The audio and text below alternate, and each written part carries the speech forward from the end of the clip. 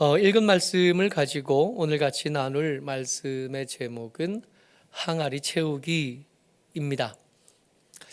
예수님의 행적을 쫓아가면서 예수님의 이야기를 나누고 있습니다. 예수님을 배워가고 예수님을 닮아가야 될 우리가 예수님을 더 잘 닮아가려면, 예수님을 더 잘 따라가려면 예수님이 중요하게 생각하신 것에 주목할 필요가 있습니다. 우리가 많은 일들을 하고 많은 상황에 부딪히지만 어떤 것들은 다른 것들보다 더 중요하거든요.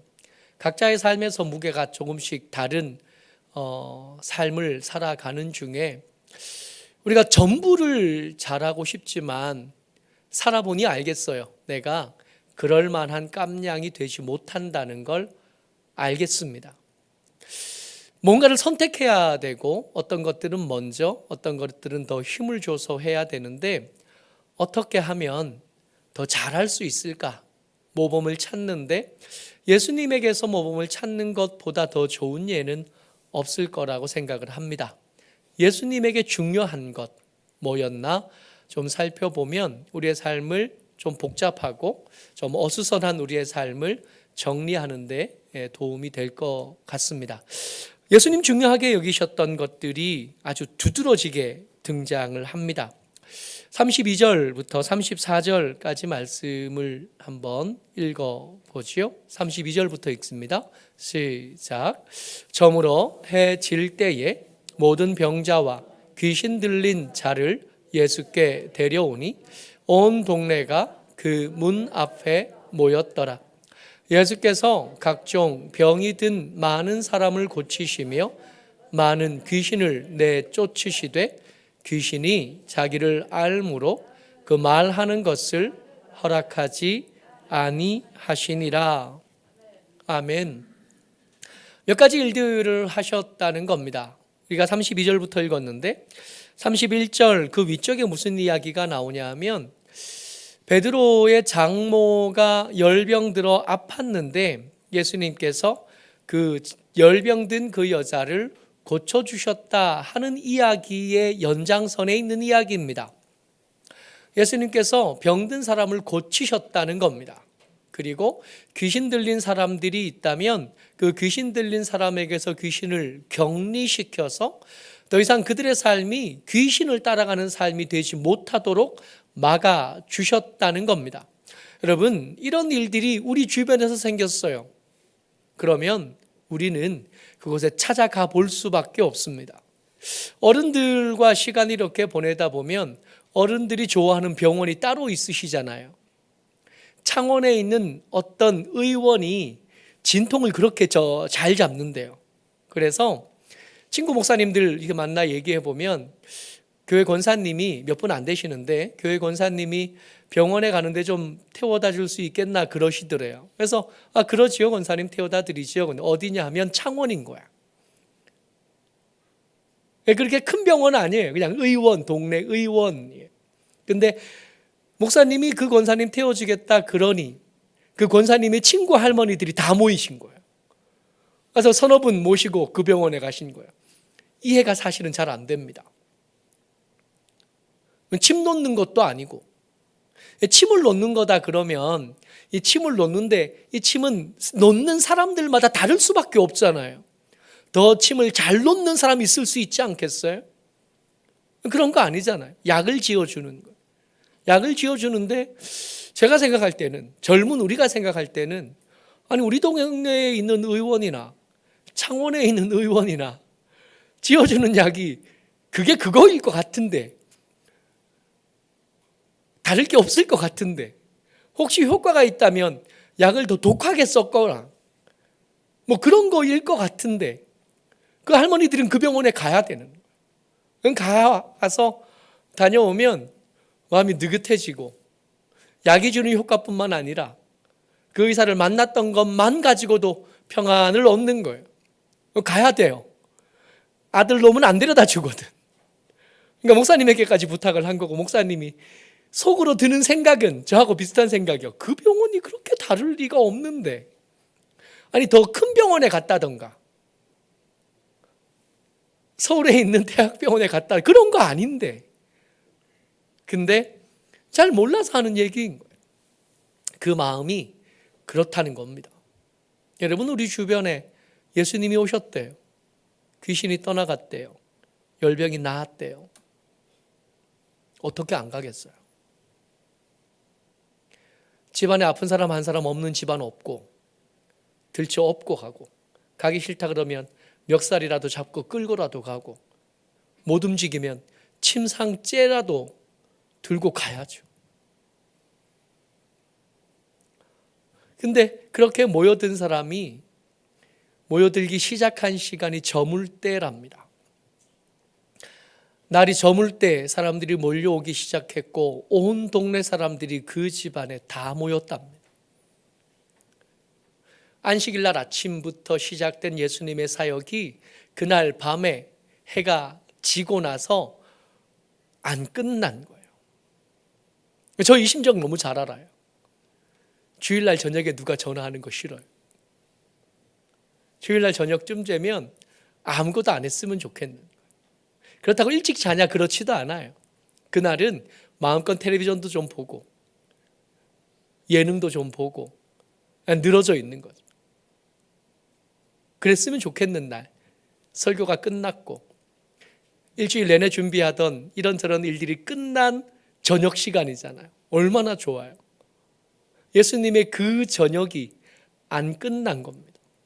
온 동네 사람들이 다 몰려왔어요. 여러분 그 사람에게 어떤 것이 중요하나 살펴보려면 피곤할 때도 피곤함을 무릅쓰고 하는 일을 보면 그 일은 그에게 중요한 일인 거잖아요. 예수님에게 중요했습니다. 뭐가요? 아픈 사람들의 나음이 중요했습니다. 귀신에게 끌려다니며 사는 사람의 삶이 예수님에겐 중요했습니다. 행복하게 살기를 바라십니다. 항상 기뻐하라, 이게 나의 뜻이다 그러셨던 예수님의 말씀을 기억하니 더 그렇습니다. 주님은 우리가 행복하기를 바라셔요. 주님은 여러분들이 지금보다 더 행복해지기를 바라시고 더 기뻐할 만한 삶을 살아가기를 바라십니다. 그런데 가만히 돌아보면요, 우리가 우리의 삶을 채워가는 여러 가지 일들 중에 우리를 행복하게 하지 못하는 것들로 삶을 채우는 일이 굉장히 많아요. 대표적인 예가 그런 거죠. 몸에 좋지 않다는 걸 알지만 담배를 끊지 못합니다. 몸에 해롭다는 걸 알면서도 술을 끊지 않아요. 몸에 이롭다는 걸 알면서도 운동하지 않습니다. 몸에 유익한 것들, 내 삶을 행복하게 하는 이런저런 것들에 대해서 우리가 정보가 없느냐? 그렇지 않아요. 많은 정보들이 있고 많은 지식들이 있지만 안 합니다. 그래서 행복에서 우리의 삶이 조금씩 떨어져 있는 것을 봐요. 행복하려면 옆에 있는 사람에게 좀 친절하면 삶이 행복해집니다. 다시 한번요. 우리가 행복하지 않은 여러 가지 이유들 중에 단연 선두에 선 이유가 뭐냐 하면 함께 사는 사람과 관계가 안 좋아요. 행복하지 않습니다. 돈이 많아도 그렇고 자리가 높아도 그렇고 이것저것들 다 있어도 마찬가지입니다. 건강해도 그렇고 혹은 몸이 아파도 그렇습니다. 그러니까 행복하려면 함께한 사람하고 친하게 지내야 돼요. 근데 가만히 보면 안 친해요. 아내하고 안 친하고 남편하고 친하지 않습니다. 이렇게 들여다보면 아내하고 친하려는 노력을 별로 하지 않아요. 남편과 친해지려는 노력을 그리 하지 않습니다. 부모님과 친해지려는 노력을 그리 하지 않고 아들과 딸과 친해지려는 노력을 하지 않습니다. 그러게 큰 죄냐? 여러분, 이게 죄입니다. 우리를 행복하게 하고 싶으신 예수님의 뜻을 거스르니 이게 죄가 맞습니다. 예수님은 우리를 행복하게 하고 싶으신데 우리는 나를 행복하게 하고 싶지 않아요. 아니, 더 솔직하게 좀 더 적나라하게 얘기하면 우리 부모가 나 때문에 행복해지는 게 싫어서 막 삽니다. 내 아내가 혹은 내 남편이 행복해지는 게 싫어서 막 삽니다. 그래서 우리는 행복하지 않아요. 여러분, 이게 죄입니다. 행복하고 싶다면 서로에게 좀 더 친절하셔야 돼요. 관계를 개선하려는 노력들을 계속해 가셔야 됩니다. 사랑은 쉽지 않습니다. 남편을 사랑하는 거 죽는 것만큼 쉽지 않습니다. 아내를 사랑하는 거 어렵습니다. 부모를 사랑하는 거, 그들이 내게 했던 이런저런 기억들이 있는 우리에게 이건 크고 큰 숙제일 수밖에 없습니다. 이런 우리가 예수님의 뜻을 거스르는 것. 예수님에게 우리의 행복은 중요한 일입니다. 그러니 우리의 삶이 만약에 하나님의 뜻을 따라 더 좋은 삶이 되기를 원하고 진짜 그게 기도 제목이라면 먼저 할 일은 기도를 더 많이 한다, 말씀을 더 깊이 묵상한다가 아니라 옆에 있는 사람과 좀 친해지려는 노력을 시작하셔야 되는 겁니다. 이게 중요한 일입니다. 네, 중요한 일들이 있는데 여러분, 중요한 일만 있는 게 아니라 더 중요한 일도 있어요. 사람들이 몰려옵니다. 사람들이 몰려오는데 새벽까지 아마 예수님은 그 사람들의 몰려온 사람들에게서 노연하지 못하신 것 같아요. 노연하지 못하던 예수님께서 기도하러 한적한 곳을 찾으러 가셨다가 예수님이 갑자기 안 보이니까 사람들이 예수님을 찾아 나선 거예요. 그래서 예수님을 만났습니다. 근데 예수님을 만났는데 예수님 뭐라 그러시냐면 38절과 39절, 갑자기 사라졌던 예수님을 제자들이 다시 만났고 그 만난 제자들에게 예수님께서 하신 말씀입니다. 38절과 39절을 같이 읽겠습니다. 시작. 이르시되 우리가 다른 가까운 마을들로 가자. 거기서도 전도하리니 내가 이를 위하여 왔노라 하시고 이에 온 갈릴리에 다니시며 그들의 여러 회당에서 전도하시고 또 귀신들을 내쫓으시더라. 아멘. 거기에 모든 병자가 다 나았을까요? 모든 귀신 들린 사람들의 문제가 다 해결되었을까요? 만날 수 있는 시간을 몽땅 다 쏟아서 그들을 만났겠지만 아닐 것 같아요. 그 순간에 시간을 끊으셨고 예수님께서 떠나셨다가 다시 제자들을 만나셨습니다. 근데 그 마을로 다시 가는 게 아니라 다른 데 가시겠다는 거예요. 뭐 하러? 전도하러 가시겠다는 겁니다. 길을 전하다, 삶의 방법을 전하다, 삶의 방식을 바꾸다, 황제가 말하는 복음에 절여져 있는 사람들에게 그게 전부가 아니다라고 말해 줘야 돼요. 그들에게 새로운 삶의 방식을 가르쳐 주시기를 원하셨던 거예요. 이게 뭐보다 중요해요? 우리의 행복보다 더 중요합니다. 언뜻 보기에 예수님이 가르쳐 주신 삶의 길, 삶의 방법은 우리가 우리의 삶을 행복하게 만드는 것을 거스르는 경우가 때때마다 있습니다. 내가 생각할 때는 내가 번 돈을 내가 다 써야 행복할 것 같은데 하나님의 사람이 되고 보니까 그거를 허락받지 못하던 걸 알게 된 거예요. 내게 주어진 시간을 내가 다 써도 내가 겨우 행복할 것 같은데 그 시간 너를 위해서 다 쓰지 못하게 하시는, 더 높은 길을 말씀하시고 더 깊은 길을 말씀하시는 것, 그 길을 다 따라가려니 내가 마땅히 누려도 되는 내 몫의 것을 덜어내고 양보해야 될 일들이 수시로 찾아오게 됩니다. 처음 예수 믿으라 말할 때, 전도할 때 우리가 예수 믿으면 행복해진다, 시간이 한참 지나고 나서 보니 예수 믿는 것 때문에 해야 될 것들이 하나씩 늘어나는 것을 알게 됩니다. 당장 우리 교회만 해도 헌금 봉투가 여러 장,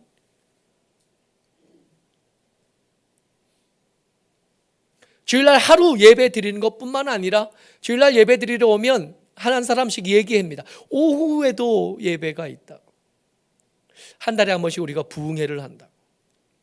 혹시 좀 일찍 일어날 수 있겠나? 새벽에 예배가 있다고. 저녁에 기도회가 있다고.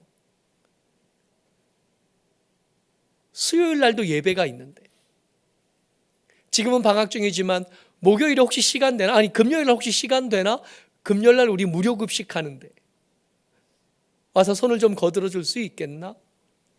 이런 것들을 하나씩 하나씩 집니다. 우리 앞가림 겨우 하는데 오지랖 넓은 젊은 목사가 선교하자 그러고, 우리 빚도 다 못 갚았는데 자꾸 이거 하자 그러고 저거 하자 그러고 자꾸 숙제를 더 얹어 줍니다.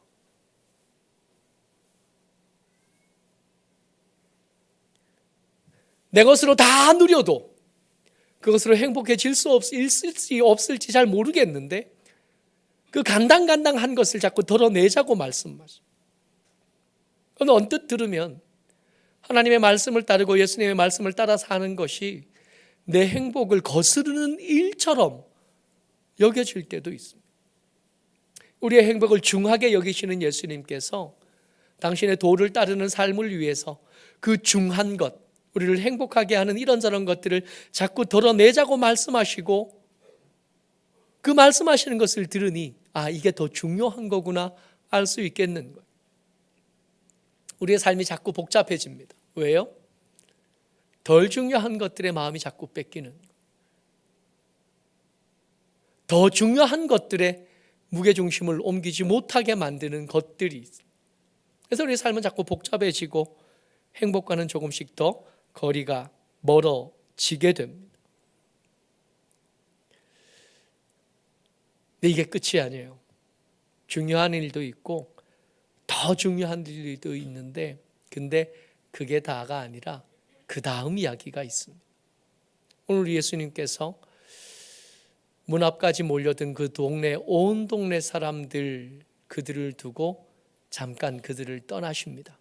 그들의 행복을 위해서 중요하고 그들에게 가르칠 도가, 길이, 말씀이 더 있는데도 불구하고 그들과 함께 있지 않고 그들에게서 떨어지십니다.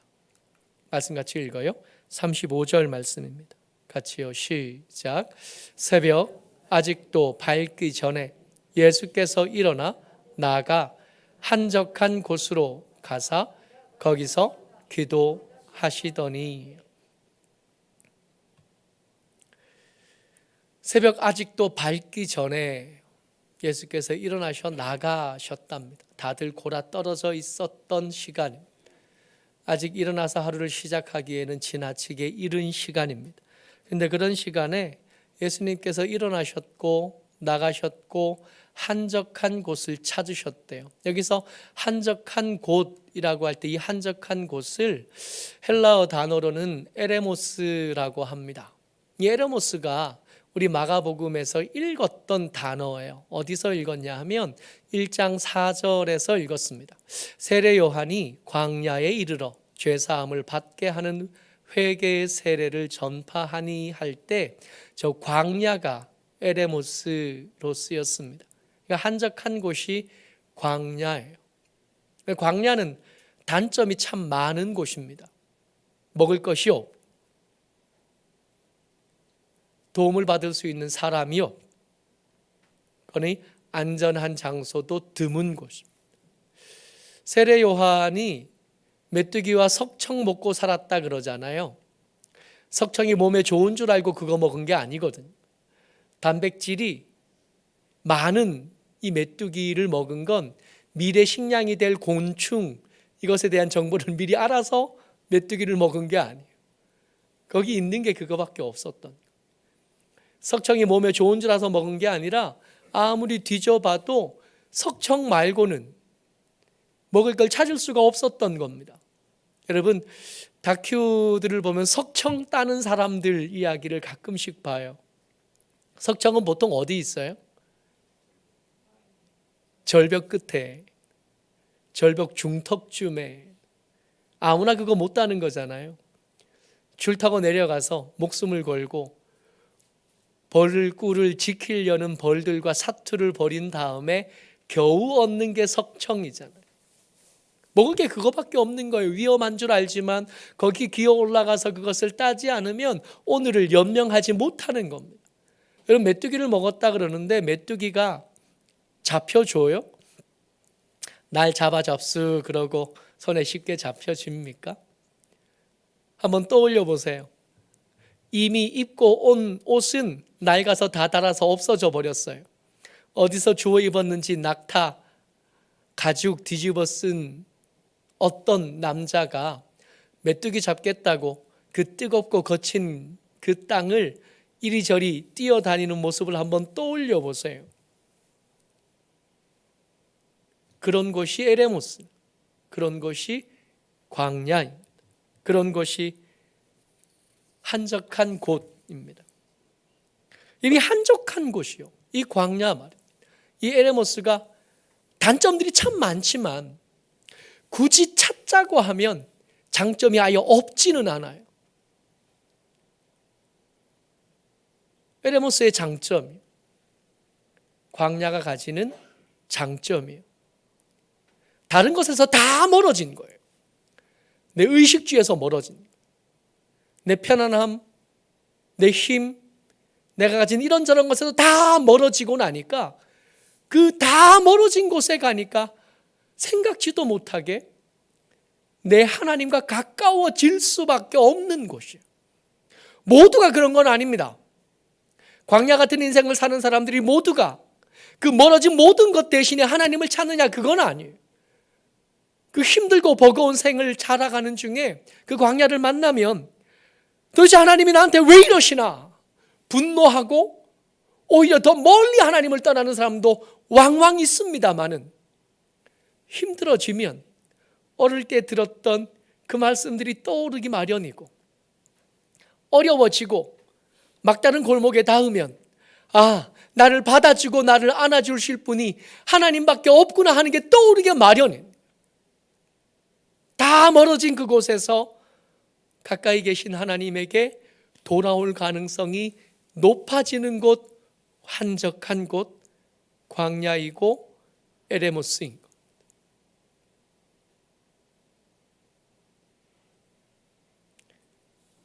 가끔씩 성도들을 이렇게 바라보면서 교회를 떠나시는 분들을 이렇게 바라봅니다. 속으로 그런 생각이 들어요. 우리가 한 기도가 있으니, 하나님의 사랑이 있으니 언젠간 돌아오시겠거니, 우리 아들들 떠올리고 우리 딸들 떠올리면서 언젠가는 돌아오겠거니. 근데 여러분, 그 마음속에 못된 마음 하나 이렇게 들어있어요. 광야를 만나겠지. 모든 것에서 멀어질 수밖에 없는 곳, 하나님을 찾을 수밖에 없고 하나님을 붙잡을 수밖에 없는 곳, 그 한적한 곳을 만나겠지. 그러면 돌아오겠지.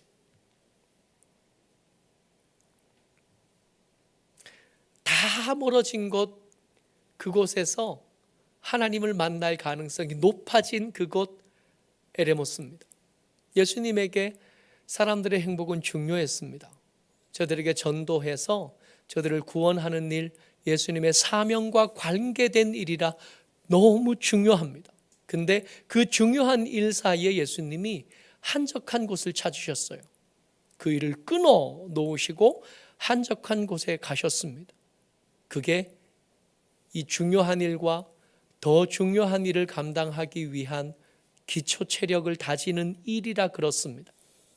거기 가면 하나님과 친해질 가능성이 많아지는 곳이라 그랬습니다.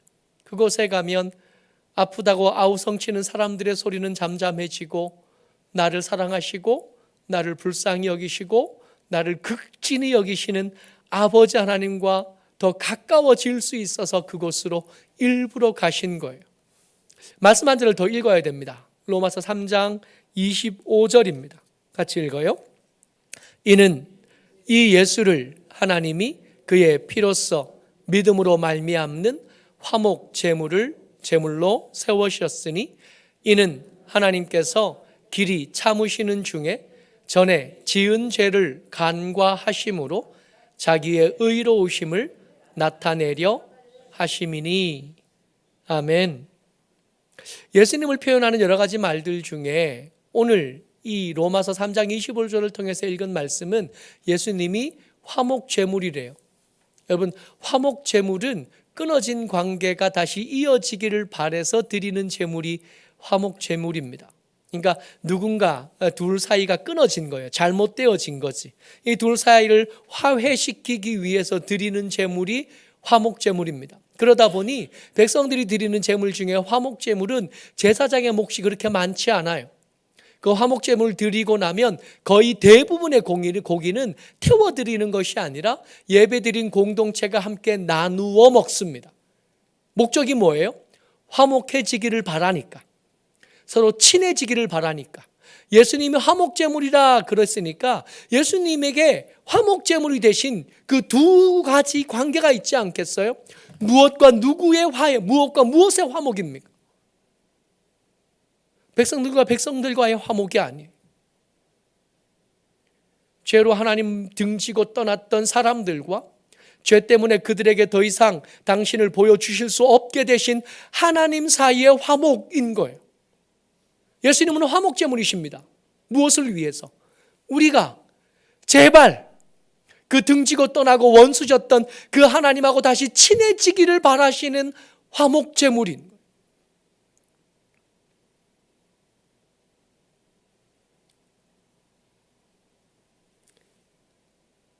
예레모스에 가면 하나님하고 친해질 가능성이 생긴 하나님께서 우리를 자기 길이 맞다고 고집 부리고 있는 우리를 이렇게 잡아서 이렇게 들어가지고 이렇게 옮겨서 광야에 이렇게 내려놓으시는 거예요. 왜요? 한번 죽도록 고생해 보면 알까? 이런 게 아니에요. 다른 소리들을 좀 꺼야 되는 거예요. 다른 기대들을 좀 잘라내야 되는.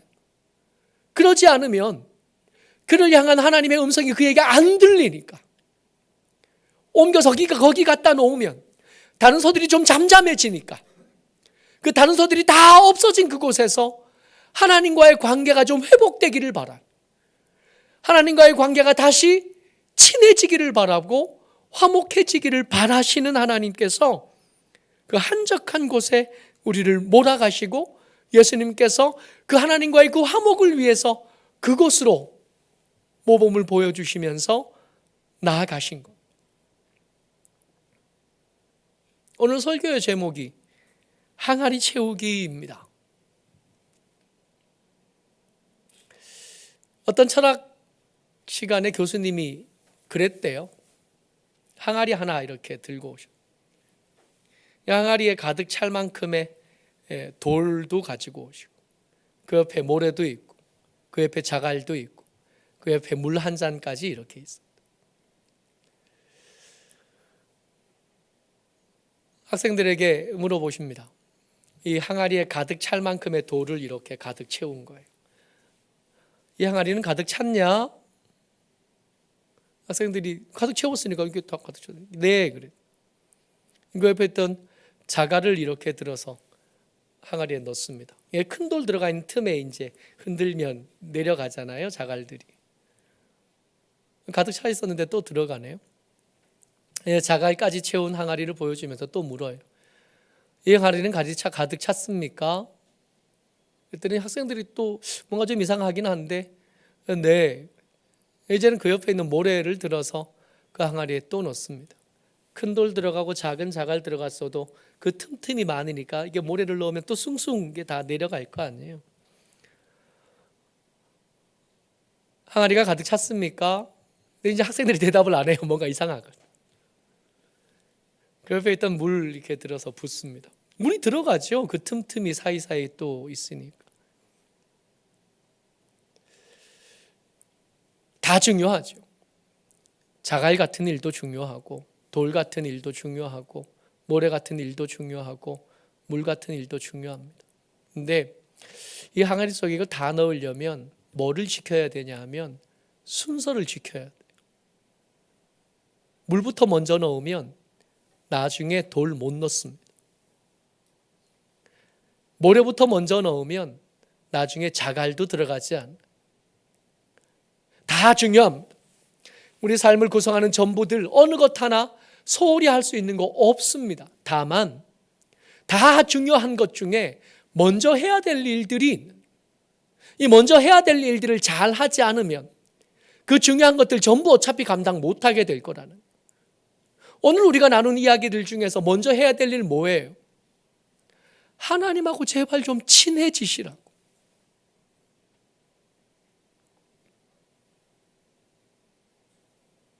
다 중요하지만 이거 다 감당할 수 있으려면 체력이 필요하고 힘이 필요한데, 그 힘을 좀 우리가 얻으려면, 그것들을 감당할 기초 체력을 좀 얻으려면 제발 이것저것 산만하고 분주하지만 말고 하나님과 나누는 그 한적한 시간이에요.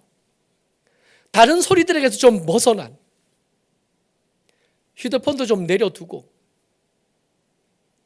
다른 걱정들도 좀 내려두고, 다른 이런저런 기도 제목들 좀 내려놓고 하나님과 좀 가까워지는 장소와 그 시간들을 확보하셔야 돼요.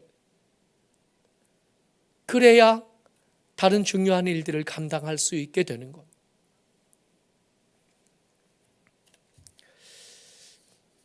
한 주 내내 제 마음속에 콱 박혀서 없어지지 않던 글이 하나 있어요. 1세기 기독교의 대척점에 있던 게 황제 숭배이거든요. 로마에는 수많은 종교들이 있어요. 신들이 많으니까 그 수많은 종교들에게서 하던 기도들이 있대요. 일반적으로 그들은 그들의 신들을 향해 여행과 안전, 관계와 사랑, 일과 번영, 건강과 질병, 그리고 스포츠와 전투에서의 승리를 간구했다. 어떻게 하면 더 나은 사람이 될 수 있을까요? 라고 묻지 않았다. 1세기 기독교와 대척점에 있던 로마 종교에 대한 묘사입니다. 근데 이거 읽는데요, 이들이 그 제우스의 신전에 그 온갖 신들이 많은 그 신전들에 가서 했던 기도들이, 다시 한번 읽어드릴게요. 여행과 안전, 관계와 사랑, 일과 번영, 건강과 질병, 그리고 스포츠와 전투에서 승리. 이게 로마 종교의 기도 제목들이었대요. 아니잖아요. 이거 내 기도 제목, 우리 기도 제목. 이 글을 쓴 사람이 그렇게 말해요. 아무도 내가 어떻게 해야 더 좋은 사람이 됩니까? 내가 어떻게 해야 더 나은 사람이 됩니까? 하고는 물어보지 않았대요. 예수님을 닮아가면 우리는 틀림없이 지금보다 더 좋은 사람이 될 겁니다. 예수님을 따라 살면 우리는 틀림없이 더 좋은 사람이 되어야 합니다. 근데 기도도 하는데, 헌금도 하는데, 신앙생활도 하는데 우리는 더 좋은 사람이 되어가고 있나요?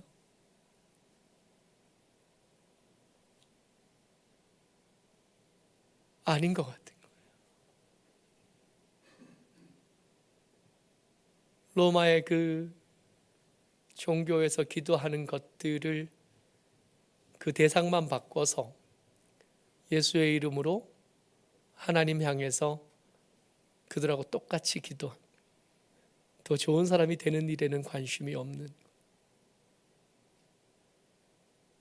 우린 예수 믿는 사람 아닌 것.